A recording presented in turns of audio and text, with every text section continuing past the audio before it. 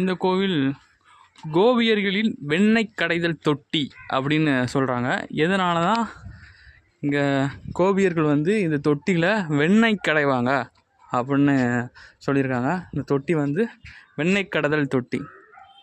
அது பக்கத்தில் 3 கருவறை கொண்ட கோவில் அப்படின்னு சொல்கிறாங்க. இதாங்க 3 கருவறை கொண்ட கோவில்.